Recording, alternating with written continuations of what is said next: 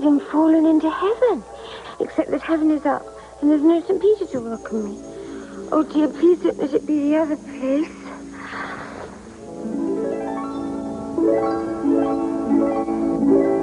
What strange-looking doors? Everything's so dark.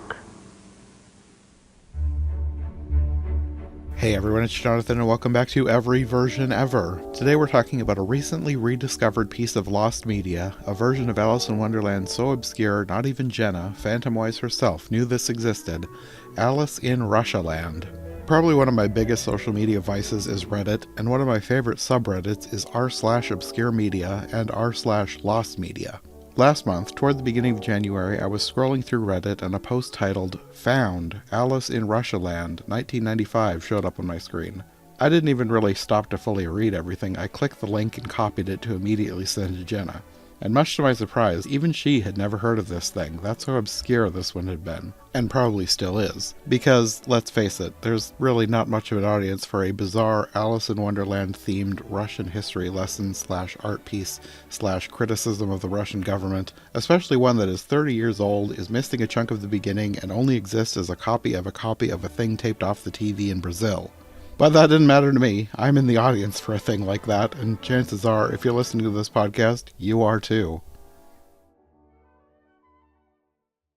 So, for Alice in Russialand, I don't know a ton about it, but I'm going to read some of what I found, because I'm subscribed to the Lost Media subreddit, and it popped up on there like a week or two ago. Whenever I sent it to you, was like right after I saw it. Yeah, I had no idea this was a thing until you sent it to me, by the way. Absolutely no clue.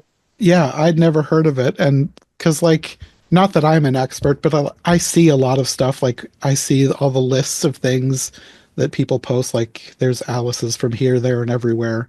So, like, even if I've never seen it, I kind of have a vague idea of where different Alice versions came from or when they were from. I had never heard of this. Yeah. No, I hadn't either. It's funny though, like ironically, I heard of a similar project for another country, which we'll talk about someday. But like I never realized there was a political allegory Alice Wonderland for Russia. I was very shocked reading the thread you sent me too that they had been looking for it. And I was like, where was I? Where was I? Well, the person who was looking for it, this is what they put on Reddit a year ago. They said Alice in Russialand is a short TV movie directed by Ken Russell from 1995 that is a retelling of Alice in Wonderland, but she goes through Russia's history, mainly the USSR. It says apparently the second half of the film mostly consists of clips or full videos of Soviet rock music videos or experimental films.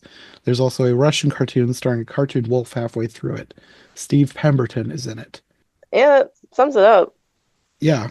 And there's not really any replies on here. There's one person, somebody has some information about it, but they don't have the film.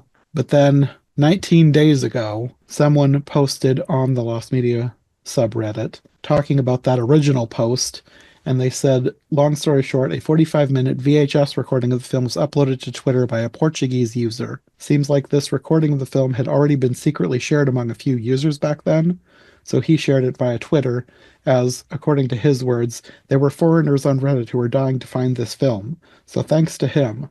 Out of a 60 minutes of an alleged full runtime, the few minutes from the beginning was unfortunately cut, and the overall quality of the video is not that good due to being overshared. Still, it's nice he decided to share it widely. And then they linked to it on YouTube. Yeah, that's so interesting. So it looked like it might have been I don't know, I got the feeling it could have been a TV broadcast. Yeah, it was a TV film. That's what they said in the original thing when they were looking for it. Yeah, so did that mean it aired in Portugal at some point? You said Portuguese, right? That's who uploaded it to Twitter. But it says a VHS recording, so I don't know. Well, I'm wondering if it aired in Portugal and that's where the subtitles came from. Oh, maybe. It had Portuguese subtitles, and I was like, where are these subtitles from? Which, by the way, also, even though it's called Alice in Russialand, it's about Russia. It's in English. Yes, I Um, was surprised. I was yeah, expecting a Russian film. same. I was expecting a Russian film, which, by the way, there hasn't really been a Russian Alice besides like a theater looking glass and the Mm, cartoon. So I don't know of a Russian live action Alice. So I don't know. I guess that's what I was kind of expecting, even though it was a political thing. yeah. So to come in and it was in English with Portuguese subtitles, I was like, okay, what is the history behind this? You know? Um, but they didn't bother me. I was just curious why. I'm trying to think of any other observations I had about the copy. I did notice that it was a bit fuzzy, but I figured that was just a VHS. Uh-huh. I find it interesting that apparently it was popular enough to quote unquote be overshared. I guess so. Yeah. Is there a Russian community in Portugal? Is that why? I Possibly? don't know. Yeah, there are so many questions, so little answers. But yeah, so should we just jump into actually talking about it? Yeah, I Yeah, kind of wrote down the basic plot for what it was. Like a lot of it, I don't think I really understood what they're talking about because I'm not an expert in Russian history. A lot of it yeah, was kind of on the nose though, which I don't know how other people would feel about it. Like most things, like a historical allegory being on the nose, I think some people would find annoying, but I kind of appreciated it because, like, oh yeah, okay, now I know who you're talking about. yeah. That's the point. I personally, I don't know that much about Russian history. The only part of the film, entirely where I was like, oh yeah, I knew about this was the part about like the art suppression and censorship. Okay. And that's just because I have a tangent interest in animation, and Russia puts out some beautiful animation. And I won't go into that tangent, but essentially, I did know about that, and of course, everyone knows Lenin and Nicholas II. But like, it's just kind of like I am out of touch here. I was just watching it, be like, I don't even know what I'm gonna say. I messaged Jonathan like I don't know how much we could say about it, being uneducated, but I do figure we could talk about the Alice aspects of it, Yeah. which I do think, even though I don't have a lot of the context behind the history, there was a lot. I think the political allegory scenes that they do have were actually really clever, Hmm. and I wish there was a lot more. I was kind of hoping for a whole Alice being a political allegory, but it didn't end up that way. I was actually a little disappointed. Yeah. It like the first half, maybe not even the first half, but Yeah, it's not even half. the first chunk was very Yeah. Alice, and then it was Alice was kind of an afterthought for the rest of it. Maybe towards the very end, I guess it came back to being more about Alice, but for the most of the middle, it was more about Russian history. Yeah, I was kind of disappointed that when it started becoming a clip show, I was like, oh, I was kind of, even though I didn't really, fully get the context of what was going on, I kind of enjoyed it. Me too. Yeah, so when it went to a clip show, I was like, oh, why? Um, Some of the history I did think was interesting, especially all the art stuff, just because I mm, like art. And it's just, there was a lot of interesting things going on, different things they were spotlighting. yeah, it is really interesting. So like going over it really quick, the first scene. So oh yeah, we forgot to mention we're missing the very, very beginning, Yes. which I am kind of like, how does this crazy thing start? But so Alice here's, I'm not gonna say it right because I always butcher it, even though I've been in Nutcracker like 3 times. Tchaikovsky. Tchaikovsky, thank you. That the composer's music for the Nutcracker, which I love this music. And she eats a cookie that says "Eat me" and wishes to be in the concert, but the cookie is full of pepper, and she ends up with Lennon Duchess and Nicholas Dutch. No, sorry. Tsar Nicholas II was the Duchess, Yeah, who and the baby was Russia, and the cook was Lenin. yeah, which was absolutely nuts. Yeah, But like it made sense. it did. Yeah, I was like, this is kind of crazy. And, I don't know if people would be sensitive to this kind of portrayal of these people, but I was just kind of like, it works. From what I understand, I think it works Yeah, for what it's trying to do. yeah. I also had to laugh because the baby was an actual baby, but it was also a doll, and like it was the doll got abused, and then they would cut away to the baby, and the baby is fine, of course. But I Yeah. just every time they like threw the doll or dropped the doll, just kind of made me laugh because it's so obviously a doll. Yeah. Actually, I think I was so busy focusing on the fact that I was watching Linen cook. I didn't even really notice it was a doll, to be honest. In the back of my mind, I knew it was a doll, but I was just like, what is happening? Uh-huh. Or Duchess, Nicholas, whoever was on screen at the moment. Yeah. And I think the part I remember the most is Alice saying, if I don't take it away with me, they're sure to kill it in a day or two, or something like that. The classic quote from the book. Yeah. And I was like, this is a very interesting use of the scene to Uh-huh. illustrate a point. And even using dialogue from or at least, I don't remember how faithful it was to the original, but it was faithful enough that I would consider it a faithful use of that quote. Uh-huh. And I was like, I don't know, it was very well done. I thought, if someone who was more familiar with the history of Russia maybe could nitpick this as not being accurate, but I thought it was accurate enough for something. I don't know. Yeah. Well, it's accurate enough to kill off Tsar Nicholas. Yeah. I don't actually know how he died, but here he was Oh, killed with a sickle through the head. yeah. In real life, he died from basically firing squad by gunfire. I believe he and his whole family. Oh, okay. Yeah, Anastasia. Yes, Yeah. but not like the movie Anastasia. No, not like the movie Probably much more Anastasia. No. traumatizing. Yeah, the real There life was no comedic Anastasia. zombie chasing them. No, no. But it worked. That's all I could really say.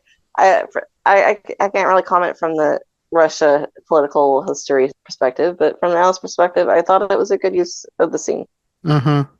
And there's blood on that sickle. I was kind of surprised. Yeah. It wasn't like too gory, but it was enough to get the message across, I guess. Yeah, it wasn't. It was like fake gore. It's kind of like the kitty Halloween, I guess, but still like enough to be like, wow, that's pretty dark. Yeah. I actually thought they were going to do an off with your head type of thing, so I was kind of surprised to have it cut back to him with the sickle in the head. Yeah, actually, it is kind of surprising that they didn't do that, but maybe they thought it would be a little too confused because Nicholas is the one who's royalty. Yeah, yeah. Yeah. And we've got Stalin coming up as the Red Queen. Yeah. I wasn't sure exactly everything that they were going for in the next scene. I did appreciate that, and I don't know why exactly they chose him, but Shostakovich, another composer, is a main part of this. I think he's supposed to be the Knave of Hearts, It was maybe. funny. At first, I thought he was like the Mad Hatter. So Well, me the too, second, because they're using yeah, his song T for Two as the backdrop for yeah, this. yeah. But then maybe he's both. He could be both. I think it's both because I don't know, just the whole scene was kind of like set up to be the Tea Party, Yeah. the Mad Tea Party. So I think he might be both. Yeah, he probably is. It's not like a Yeah, direct adaptation anyways. yeah, definitely not. And I liked the actor portraying him and his quote unquote character.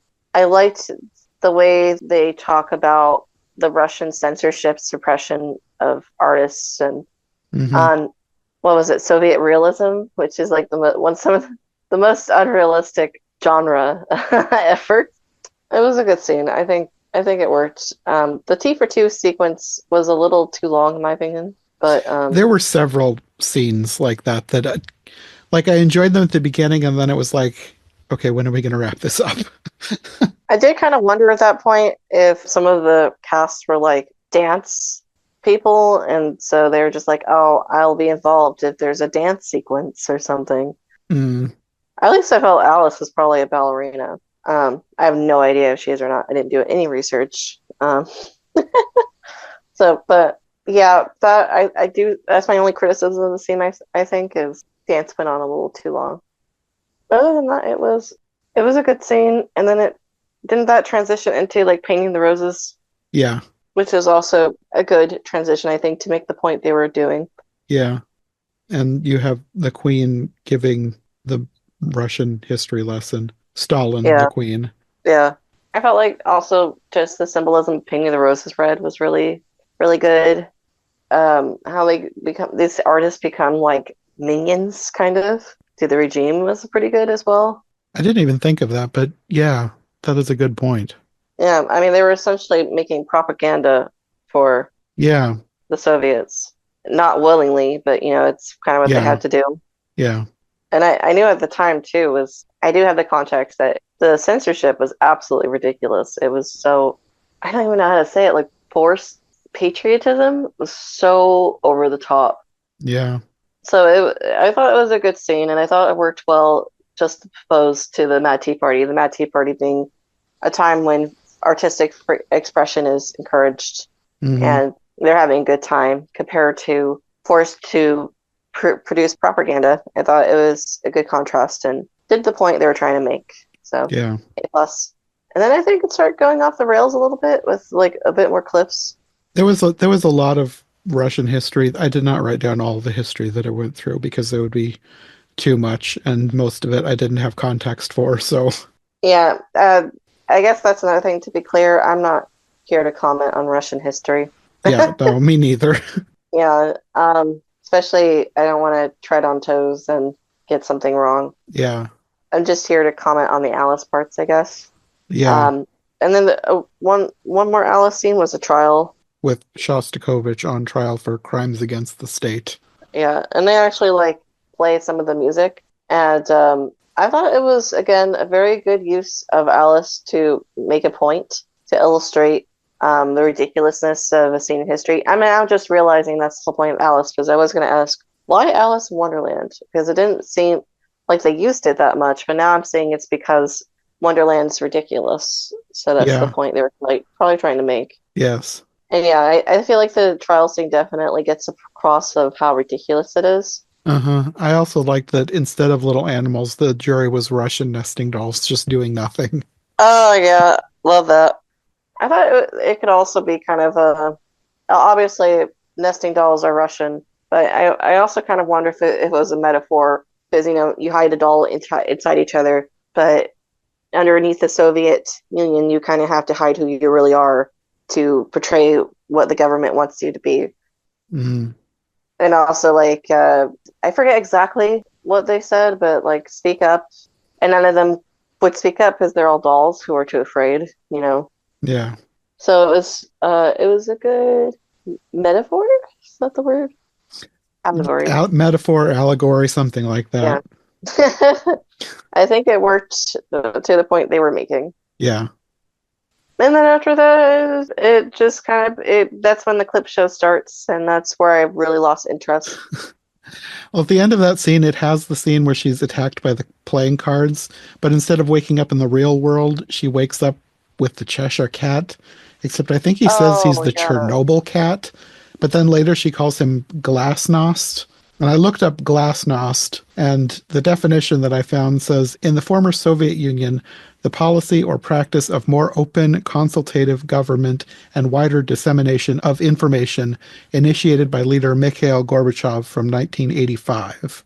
So I guess this is where some of the strict, I guess, suppression is being taken away, and that's what this is representing. I wasn't really Mm. sure why the Cheshire Cat was this glasnost. Like it kind of lost me. Now it's mostly about the history, and I wasn't sure what this had to do with Alice, really. I don't even know if I would say history. I mean, I obviously there was some history in it, but I feel like a big part of that was just being like, look at what Russia can do today. Yeah, it was more about the entertainment history more than Yeah, like history of the country. and honestly, that's when it started to like kind of wash over me, and I was like, just kind of like, okay, I was kind of in but and out. Like parts of it I found boring and parts of it were interesting, parts of it I liked and parts of it were boring. or I had parts I was like, okay, interesting, and then it just kept going on. and on Uh-huh. and on. Like the garbage music went on way too long, in my opinion. But at That first I that was, part at the beginning, I loved that. Like I thought yeah, that was so so, interesting and cool, and then it just kept going and yeah, going and going. yeah. I was like, I actually have no idea if I'd seen this independently, if I would have been as interested for that long. But If like I in had this, gone to a concert knowing that this is what I was going for, I would have liked it. I've gone to weirder concerts. When I was at Iowa State, I would go to the free concerts. There was one where it was just people kind of making rhythmic noises, but not even in tune. It was interesting, but it was not something that I would do again. Like it was interesting to go listen to it that one time. Like I don't even know what the genre would be called because it almost really wasn't music. It was just noises, but it was noises that they specifically pointed out that it is played like this every time. Like they've got all of the things written down that all these noises happen in this order, and it goes mm, on for a long time. It was interesting, but not entertaining enough that I wanted to do it again. I liked this a lot better than that. So if I had gone to a concert that was playing this garage music or whatever it was called, I would have liked this. But in the context of this film, it kind of got old. Like I was waiting for the next thing to happen, and this just kept going on and on and yeah, on. yeah, that's pretty much my viewpoint on it too. Like if you just gave me a quick taste, I would have been like, oh, Yeah, interesting. yeah, Maybe I will look it up or something. But it did keep going on, and I was like, I thought this was an Alice. yeah. Yeah. And I felt myself starting to zone out. A lot of that last section, I felt myself starting to zone out. I zoned out so much, I forgot the Cheshire Cat was even in it. Um, so, yeah, I He was just, there as a narrator. He almost wasn't on screen except for the beginning and end, I think. yeah, honestly, I forgot that he was the narrator during this part. His voice was so odd because he was trying to do like an American accent, but he's not American. I think he was British, but the accent was so forced. It just sounded odd. I think doesn't Alice mention that? He's Yeah, putting on an American accent. there's a comment made about people like fleeing to America or trying to bring America to Russia, and I think he's supposed to represent something in there. I wasn't entirely clear on the point because he Mm. drops the accent for a while, and then I think it comes back, and then does he drop it again? I don't remember. I don't remember. I remember I was spaced out during this part because I didn't know. Like I was just like, this isn't what I'm here for. And yeah, honestly, the only part that really perked my interest at one point was basically a director being like, the reason why I'm making this film is because I'm a Russian director who's come to America, and that, basically the Cheshire Cat said that about the director of the film, and I was like, yeah, all right, Okay. I see you, Yeah. and then I spaced out again. All I remember after that is at one point Alice finally wakes up, and that's pretty much it, really, because I don't have any. I'm going to be real. I don't have any interest in going into what the clips were about specifically. The garage music or garbage music, whatever it was, is the only thing I can specifically remember, and maybe some really weird fashion. I think he called it Major Brown's Mobile Orchestra, and then he called it garage music. And it was basically an orchestra playing a bunch of garbage and kind of yelling and stomping in rhythm. Yeah, that's why I called it garbage music. And I didn't mean it as in it's bad, but like literal It garbage. was literally played on chunks of broken metal and stuff. Just Yeah, random garbage.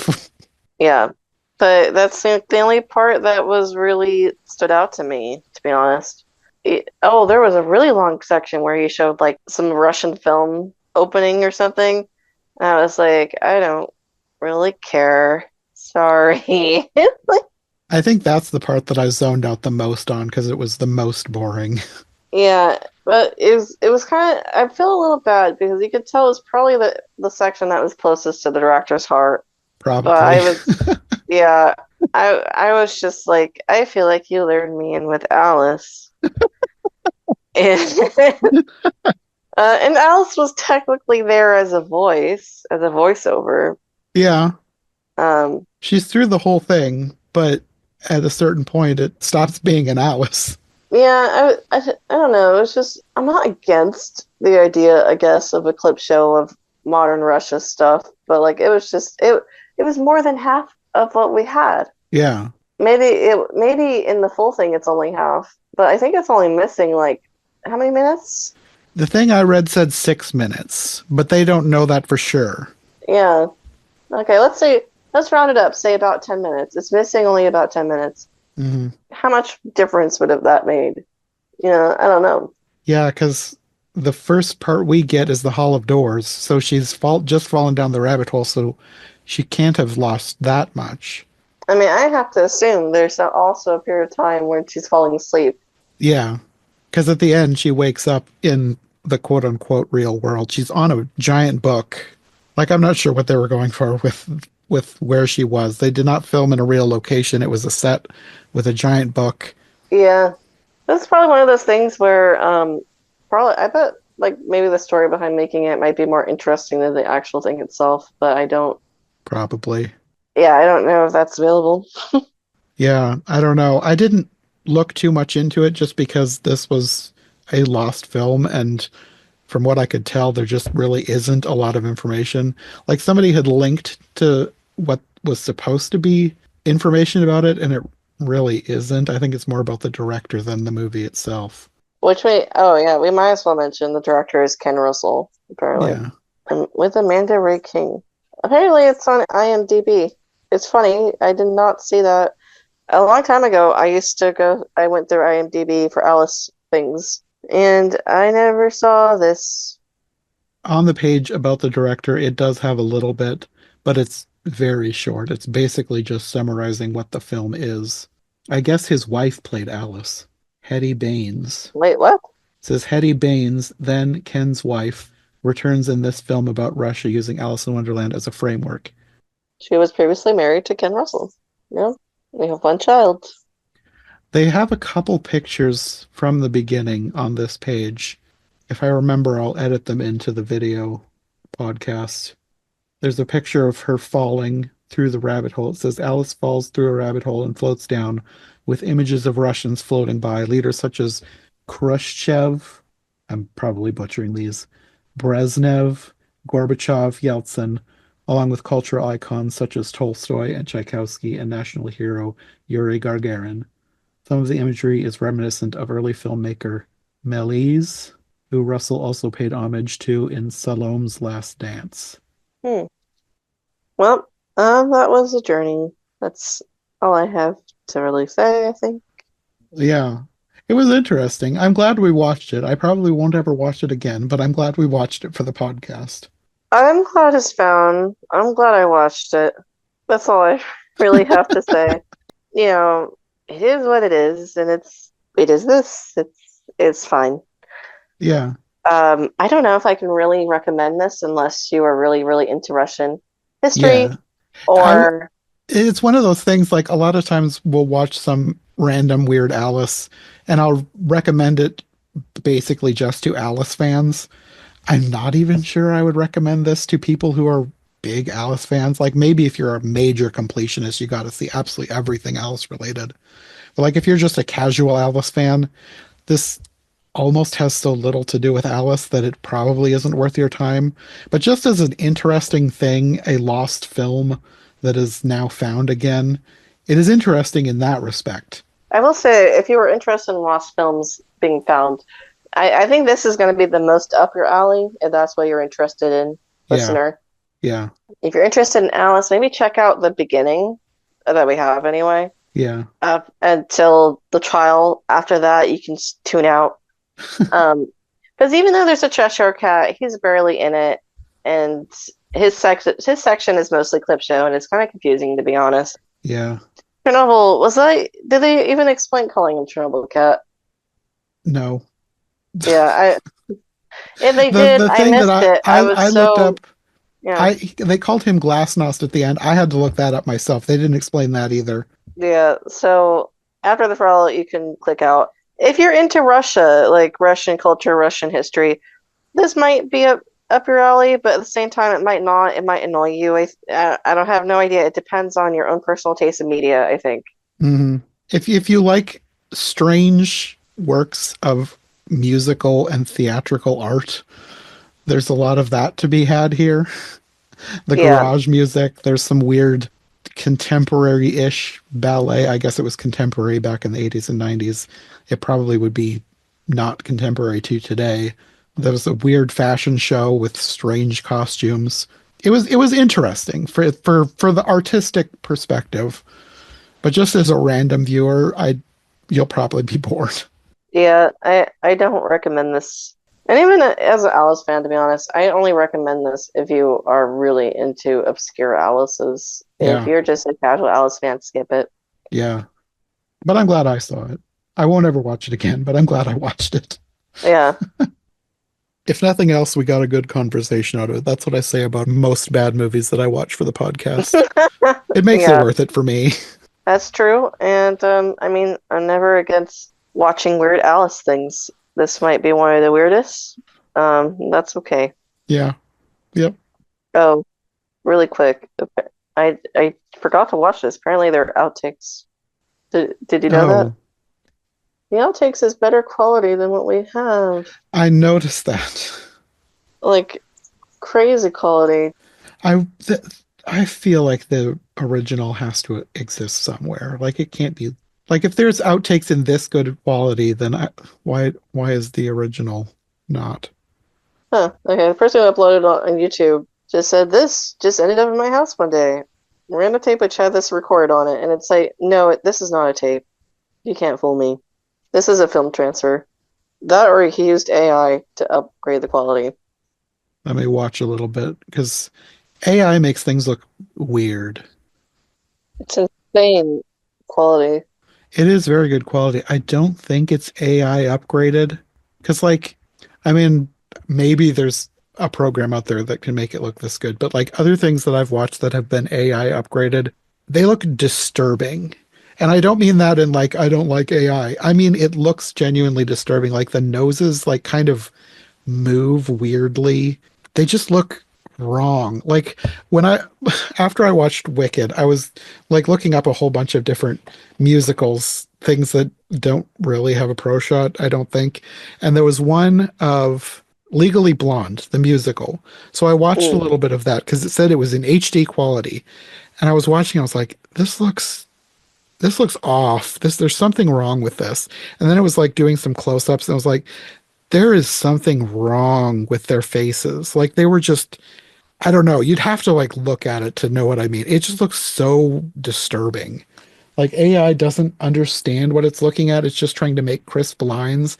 So if it's a little bit blurry and it doesn't understand where the lines of the face are supposed to go, it melts them into weirdness. It just looks wrong. yeah. And this does not look disturbing like that. This looks like actual good quality. Yeah, I don't know how they got it so good. And I'm like, even if it was a film transfer, it looks too nice to be filmed too. It like looks restored. Yeah, it looks really nice. Yeah, this is like insanely nice. Very weird.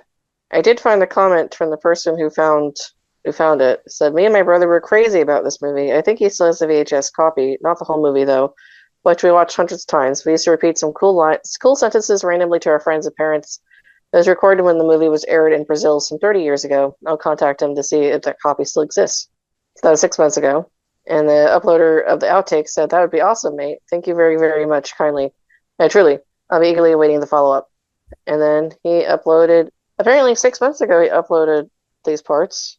So that's weird that it only just now turned up on the Lost Media subreddit. Okay. But he uploaded it into two parts, whereas the one we watched was just one part. But it's the same video, so I have to assume somebody downloaded it and stitched it back together, Yeah. put it back up. This version isn't much better quality though. It's still kind of staticky and not great looking.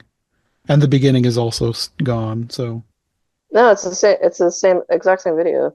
yeah, it even has the weird logo in the top. Yeah, AISEE soft. IC yeah. soft. I have to assume that's the So I guess it's Brazilian Portuguese because it was in Brazil. Okay. Oop. Why was it in Brazil? I don't know. It just it's kind of weird for kids to watch this movie and be like, quoting quotes from it. What the heck? Do they not have anything else to watch? I mean, kids can like some weird things. I loved Fantasia as a kid. I guess that's not as Honestly, weird as this, but like most kids don't like Fantasia. yeah. Anyway, Okay, well, I think that will be all for this episode of Wonderland Wednesday. We will be back soon with another random Alice. Probably not quite as bizarre as this one, but it'll be interesting nonetheless. Until then, do you want to let people know where they can find you if they'd like more from you? sure. I'm Phantomwise on YouTube, and log it to the Fairy Tale on YouTube as well for my non-Alice content. Okay. Well, we'll see you next time. See you soon. Thanks for listening to Every Version Ever. If you enjoyed this episode, make sure to subscribe and follow my co-hosts as well. My Linktree and all of our links will be in the description below. If you want more of my content, all my podcasts are available on YouTube as well as most podcast platforms. If you enjoyed this show, check out one of the other podcasts or check out my Patreon for bonus and extended episodes you won't find anywhere else. We'll be back soon with another brand new episode, so thanks for listening and we'll see you next time. Come along and pass through the looking glass into Wonderland.